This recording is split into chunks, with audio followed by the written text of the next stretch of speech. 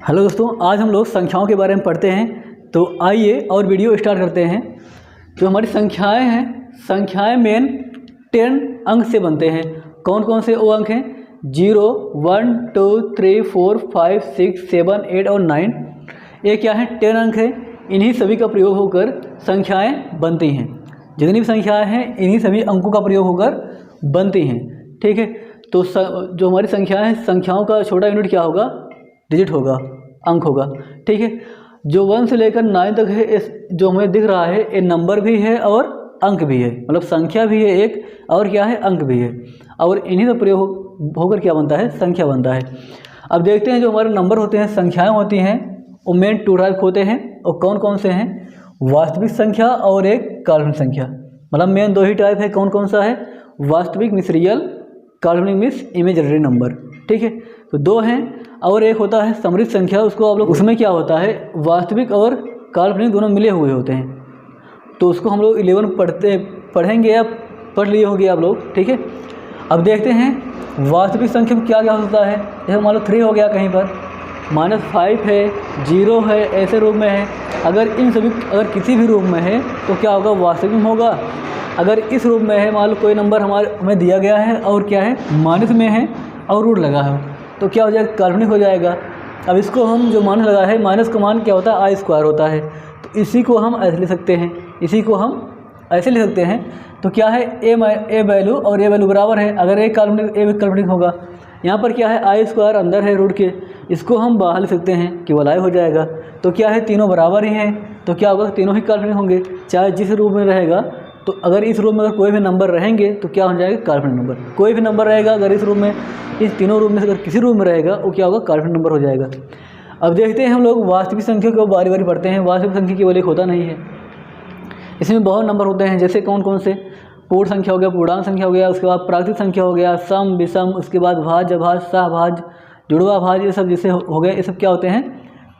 वास्तविक के अंदर आएंगे। वैसे प्रमेय और अप्रमेय इसी में आते हैं। ठीक है। अब देखते हैं पहला नंबर क्या है इसमें। प्राकृतिक संख्या क्या होता है? प्राकृतिक संख्या या काउंटिंग नंबर या नेचुरल नंबर, इन सबको क्या बोलते हैं, देखते हैं। काउंटिंग नंबर में क्या होता है? प्राकृतिक संख्या। ठीक है। प्राकृतिक संख्या 1 से स्टार्ट होगा और कहाँ तक जाएगा? इनफाइनाइट तक। 1 से इनफाइनाइट तक क्या होगा? प्राकृतिक संख्या। प्राकृतिक संख्या,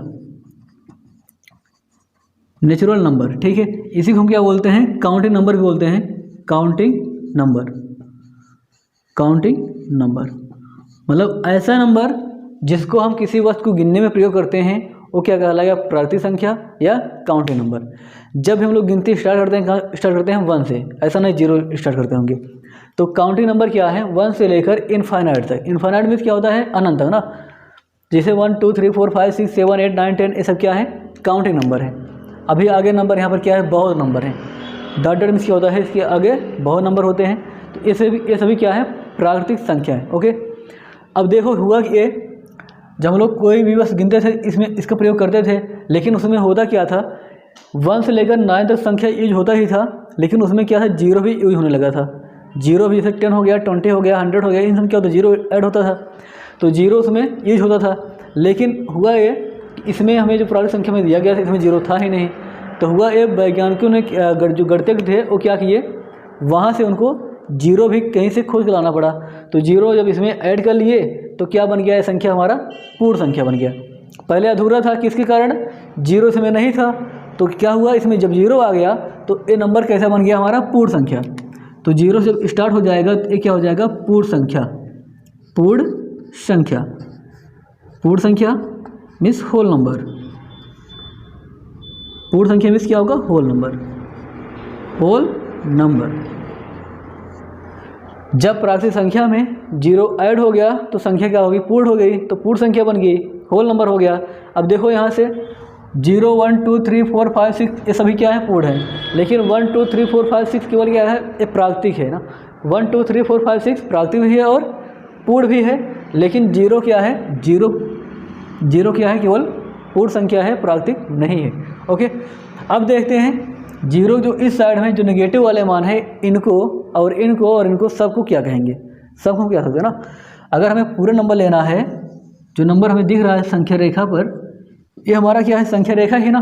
संख्या रेखा पर हमें क्या दिख रहा है, जो नंबर इस समय दिख रहे हैं वो सभी क्या है, सभी के सभी क्या है, पूर्णांक संख्या।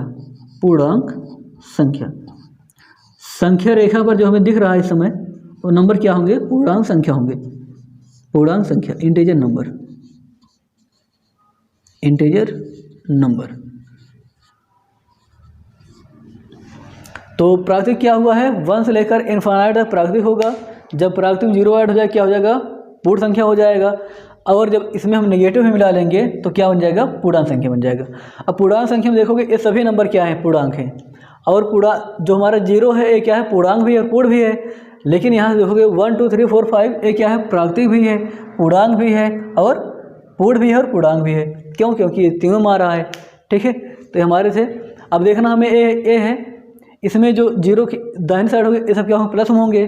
और इसके बाएं साइड क्या होगा, माइनस होगा। लेकिन 0 क्या होगा, प्लस या माइनस, 0 का कोई चिन्ह नहीं होता है। एक उदासीन है, इसका ना तो प्लस होता है ना ही माइनस होता है। ओके, तो इसके बाद हम लोग सम संख्या देखते हैं। सम संख्या क्या होता है उसको देखते हैं। तो सम संख्या मीन्स इवन नंबर, जिस संख्या का इकाई अंक 2 से डिवाइड हो वो क्या कहलाएगा, सम संख्या कहलाएगा। जिस संख्या का इकाई अंक 2 से डिवाइड हो क्या कहलाएगा, सम संख्या कहलाएगा। यहाँ पर क्या है, 4 2 डिवाइड होता है, ये क्या होगा, सम संख्या होगा। इसका क्या इकाई अंक क्या है, 8 है, 2 डिवाइड होता है क्या हो जाएगा, ये सम संख्या हो जाएगा। इसका इकाई अंक क्या है, 6 है, तो 6 2 डिवाइड होता है तो ये नंबर क्या होगा, सम संख्या हो जाएगा। यहाँ भी क्या है, 2 है, डिवाइड हो जाएगा 2 से तो ये भी सम। यहाँ 8 है, 2 डिवाइड हो जाएगा तो ये भी क्या होगा, सम होगा। यहाँ पर क्या है, 2 है तो ये भी क्या होगा, सम हो जाएगा। तो जिस नंबर का इकाई अंक 2 से डिवाइड होगा क्या कहलाएगा, सम संख्या कहलाएगा। अब देखते हैं विषम संख्या। सम विषम का जस्ट उल्टा होता है। देखते हैं यहाँ पर, जिस संख्या का इकाई अंक 2 से डिवाइड ना हो, जिस संख्या का इकाई अंक 2 से डिवाइड ना हो क्या कहलाएगा, विषम संख्या कहलाएगा। जैसे इसमें क्या है, 7 है, 7 2 से डिवाइड नहीं होता क्या होगा, विषम संख्या हो जाएगा। 3 है, 3 2 से डिवाइड नहीं होता है तो 13 क्या हो जाएगा, विषम संख्या हो जाएगा।